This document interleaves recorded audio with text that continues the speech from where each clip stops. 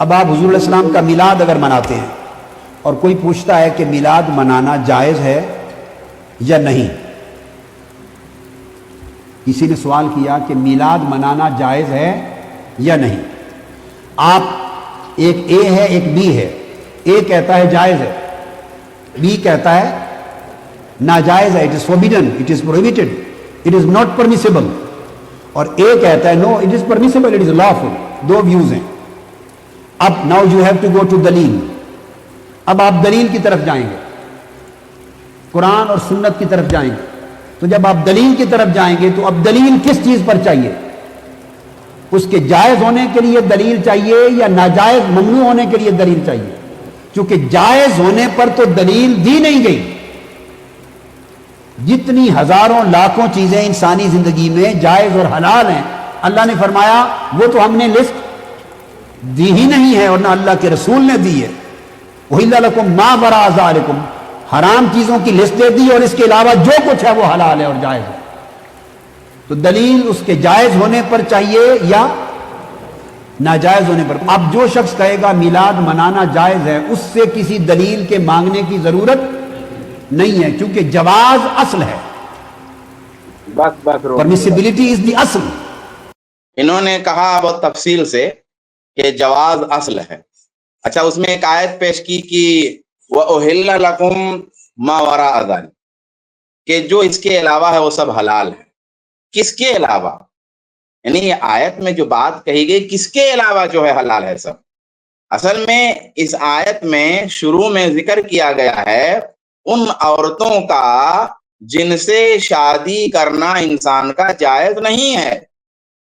تو پہلے ایک ایک گن کے بتایا کہ یہ درست نہیں ہے، اور ان کے علاوہ جو ہیں ان سے شادی کرنا حلال ہے. یہ شادی کی بات ہے کہ شادی ان سے نہیں کر سکتے ہو، اور ان کے علاوہ جو ہیں ان سے کر سکتے ہو.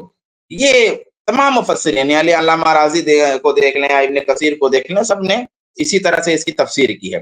اور اس عموم کے باوجود سنت میں خالہ اور پھوپھی کو جمع کرنا بیوی کے ساتھ جائز نہیں ہے.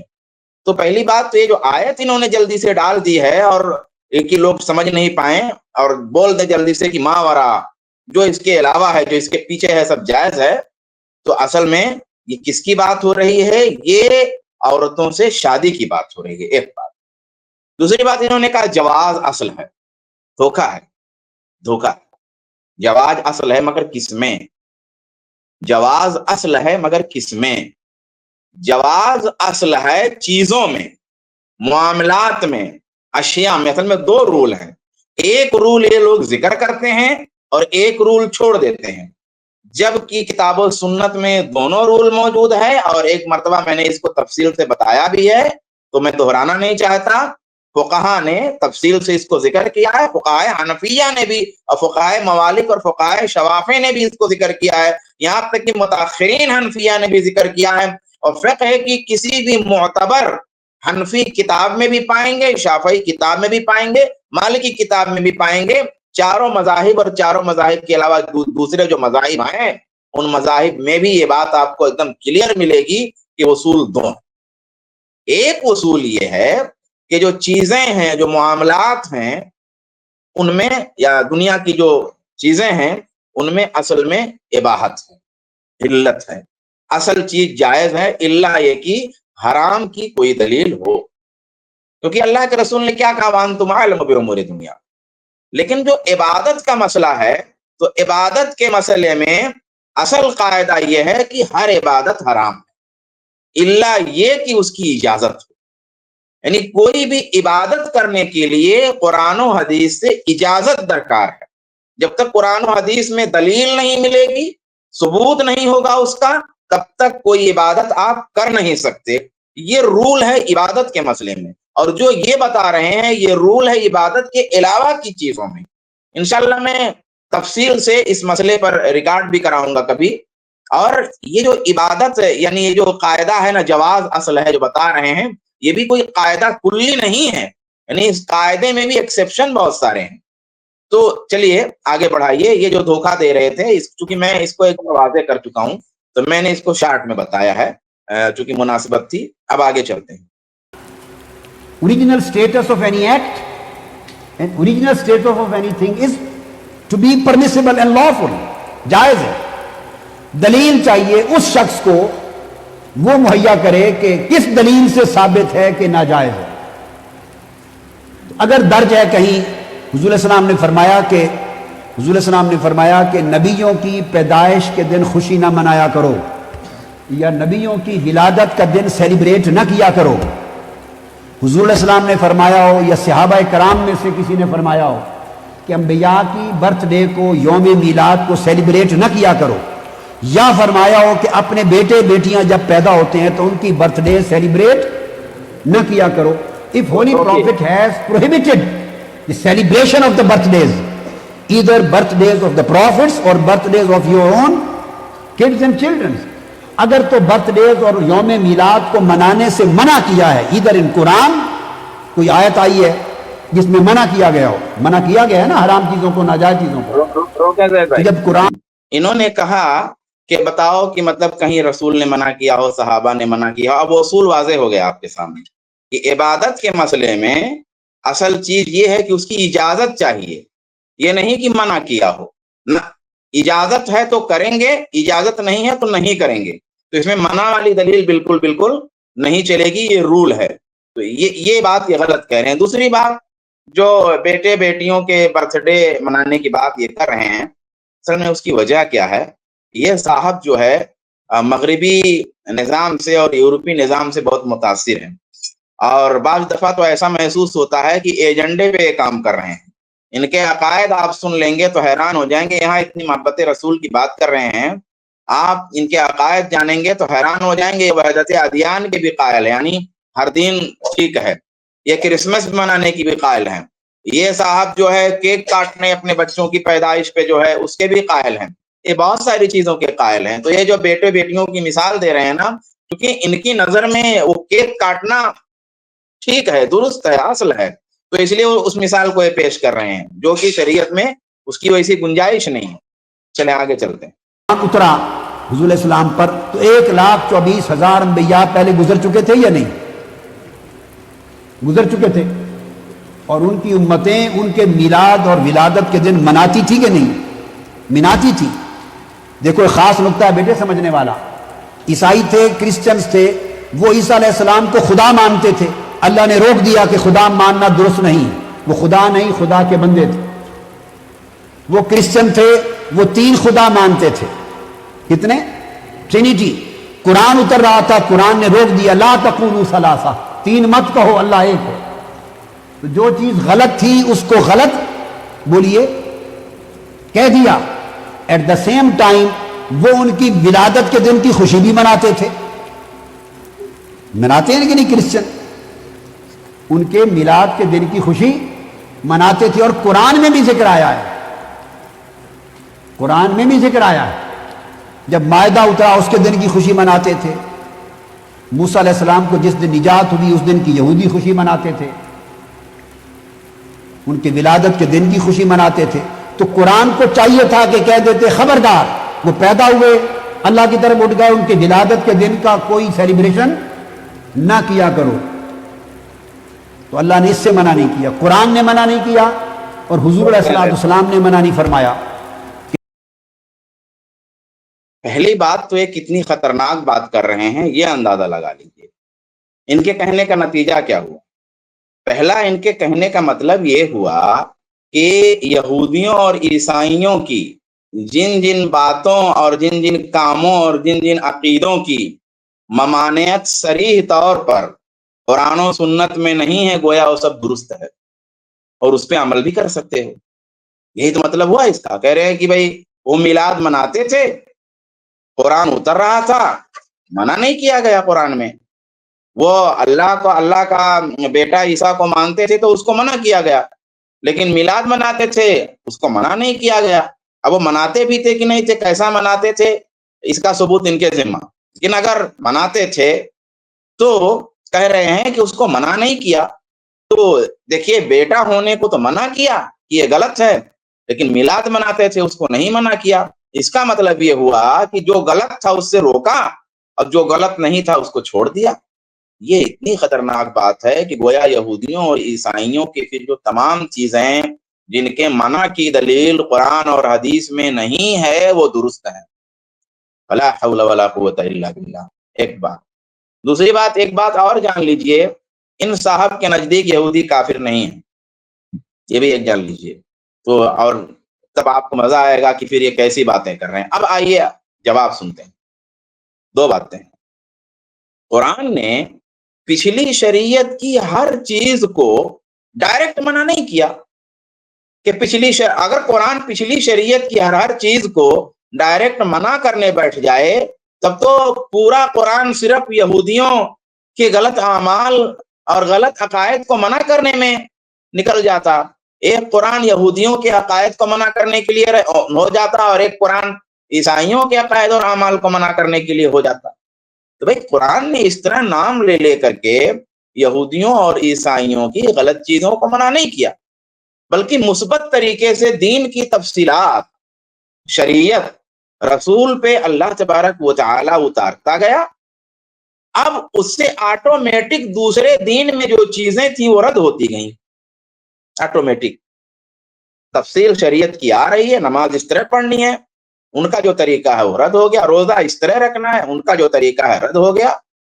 خوشی اس طرح منانی ہے، ان کا طریقہ رد ہو گیا. بیوی بچوں کے پاس اس طرح سے جانا ہے، ان کا طریقہ رد ہو گیا. یعنی شریعت کی تفصیلات اترتی رہیں اور آٹومیٹک عیسائیوں اور یہودیوں کے جو غلط اعمال اور عقیدے تھے وہ رد ہوتے رہے، ان کے نام لینے کی ضرورت نہیں تھی. اسی طریقے سے ایک اصولی بات ہم جانتے ہیں، اگر یہ بات نہ سمجھ میں آئے، کہ دین اسلام کے آنے سے ہی صرف اسلام کے آنے سے پچھلے تمام ادیان منسوخ ہو گئے. تمام ادیان، پچھلے تمام ادیان منسوخ ہو گئے اور ان کے تمام عقائد اور اعمال منسوخ ہو گئے. صرف وہ چیزیں منسوخ نہیں مانی جائیں گی جن کی قرآن و سنت نے تائید کی ہے. منع نہیں چلے گا. اگر یہ اصول منع جو بولتے ہیں اگر یہ لاگو کر دیا جائے تو کتنی خطرناک بات ہے. لیکن یہاں مسئلہ کیا ہے؟ یہاں مسئلہ یہ ہے کہ شریعت اتری، اسلامی شریعت اتری، تو اب دوسری چیزیں منسوخ، ختم. اب ایک ایک چیز کا نام لے کے منع کرنے کی ضرورت نہیں ہے.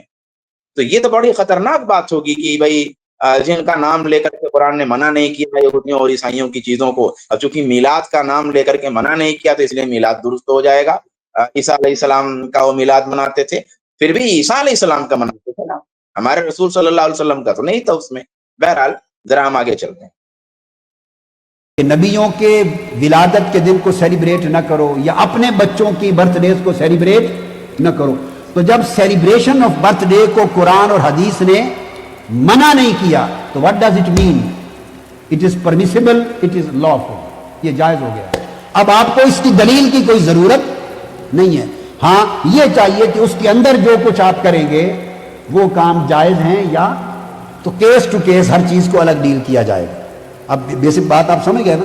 تو اس طرح میلاد کو اور اس طرح علی حاصل قیاس بے شمار چیزیں عقائد میں اور آئیں گی جن کو آپ کرتے ہیں اور لوگ کہتے ہیں جی دلیل دو، یہ کہاں لکھا ہے. سو میں نے آج آپ کو ایک پختہ دلیل سمجھا دی کہ کسی چیز کے جائز ہونے پر کوئی دلیل، اور یہ میں نے آیتیں جو کوٹ کر دی یہ سفیشینٹ ہے.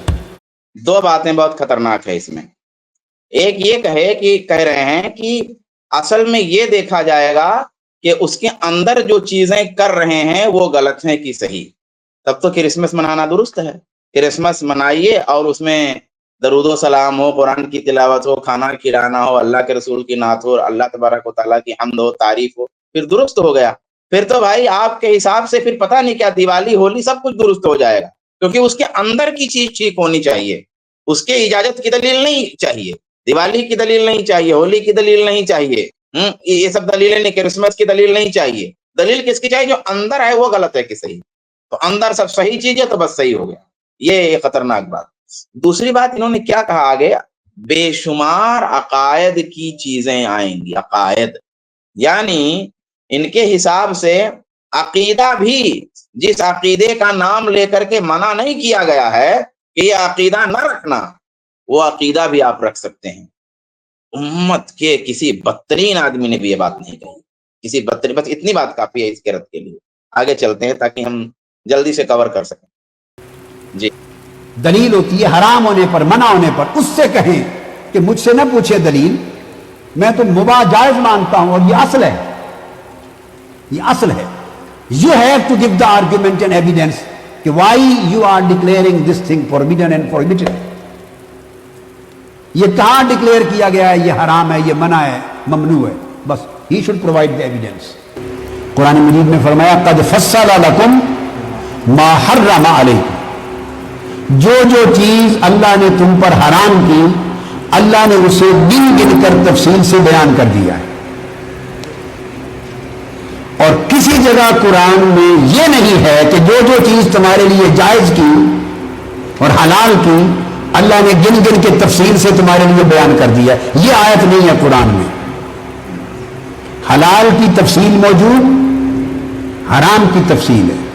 چونکہ حلال کی تفصیل کیوں نہیں, ہر چیز حلال ہے, لہذا اس کی پھر حد اور شمار ہی نہیں ہو سکتا. اس کی کوئی حد اور شمار کس کس کو گنے, ہر شے حلال ہے. تو فرمایا وَأُحِلَّ لَكُم مَا وَرَاءَ ذَلِكُم. انہوں نے کہا, اب دیکھیے دھوکہ ہے. میں نے 2 اصول شروع میں بتائے ہیں کہ عبادت کا جب مسئلہ آئے گا تو اس میں اجازت کے بغیر کوئی عبادت اپنی طرف سے آپ نہیں کر سکتے. عبادت میں ہر عبادت حرام ہے الا کی اجازت, اور چیزوں میں ہر چیز حلال ہے الا کی حرام کی دلیل. اب یہ جو آیت انہوں نے شارٹ میں پڑھی ہے, پوری آیت ذرا دیکھ لیتے ہیں. یہ آیت ہے اصل میں اس طرح سے کہ وَمَا لَكُمْ اللہ تاکلوا مما ذکر اسم اللہ علیہ وقد فصل لکم ما حرم علیکم الا ما اضطررتم الیہ وان کثیرا لیضلون باہوائہم بغیر علم ان ربک هو اعلم بالمعتدین. یہ پوری آیت ہے. یہ آیت اصل میں کھانے پینے کے بارے میں ہے, ذبح کی گئی چیز اور ذبح نہ کی گئی چیز کے بارے میں ہے, اللہ کا نام لیا گیا ہو نہ لیا گیا ہو اس چیز کے بارے میں ہے. تفسیر ابن کثیر میں امام ابن کثیر نے فرمایا کہ ثم بین تعالی جہالت المشرکین فی آرائہم الفاسدہ من استحلالہم المیتات وما ذکر علیہ غیر اسم اللہ تعالی, کہ اللہ تعالی نے پھر مشرکین کی جہالت کو بیان کیا کہ وہ جو مردہ کو حلال سمجھتے تھے, مردہ کو جو مردار کو حلال سمجھتے تھے, اس جہالت کو بیان کیا, اور اس جہالت کو بیان کر کے پھر یہ بات کہی. آلوسی نے ابو منصور کی طرف منسوب کیا. آلوسی کی تفسیر کو یہ لوگ مانتے ہیں کہ مسلمان جو ہے زہد کی وجہ سے, پرہیزگاری کی وجہ سے پاکیزہ اور اچھی چیزوں کو کھانے پینے میں بھی حرج سمجھتے تھے. تو کہا وقد فصل لکم ما حرم علیکم, کہ جو تم پر حرام ہے اس کو بتا دیا گیا ہے, اب جو حرام نہیں بتایا گیا ہے اس کو کھاؤ پیو.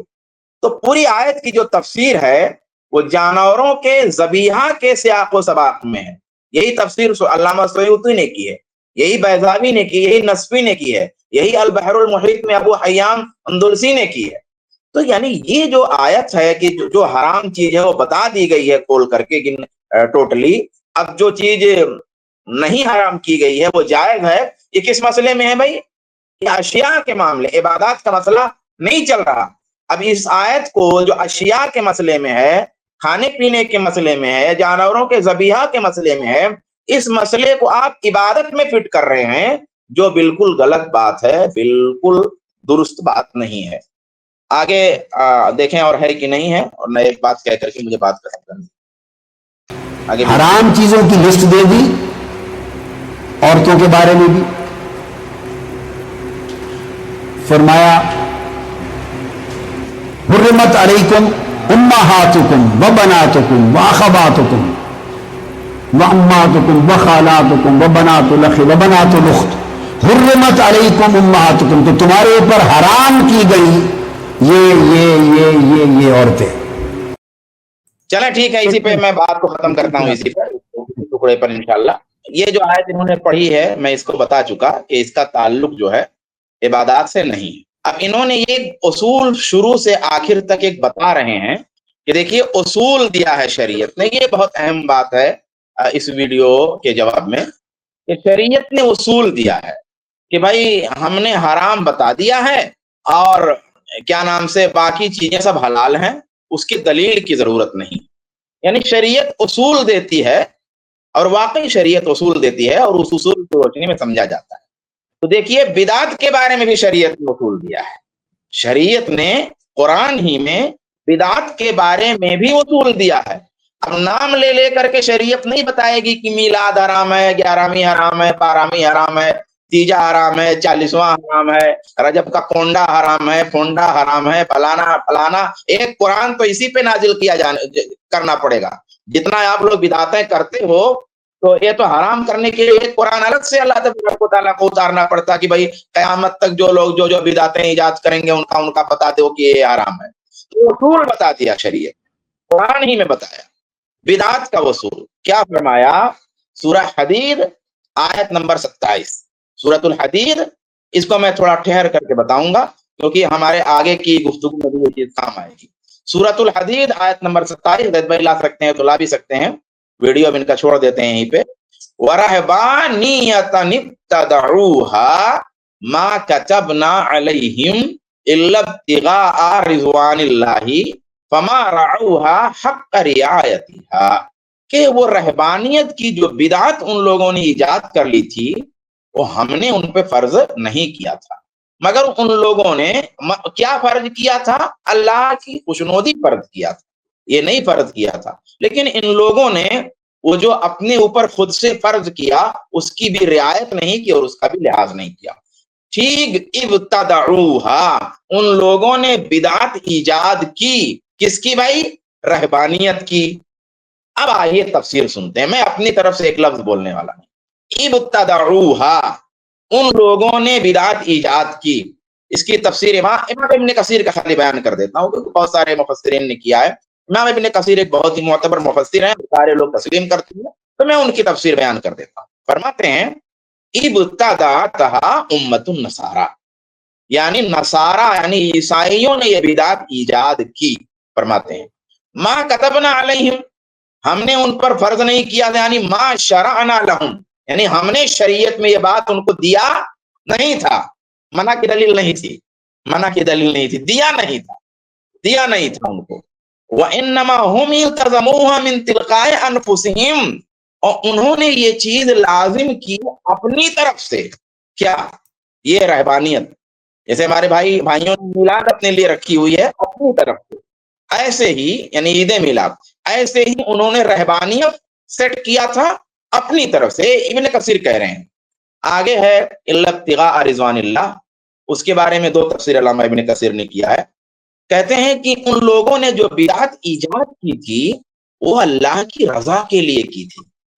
کھول رہی ہے آیت، پورا پورا سب کھول دے رہی ہے. اگر آنکھ ہے دل کی آنکھ، اگر دل کی آنکھ میں اندھاپن نہیں ہے تو توبہ کر لیں گے، توبہ.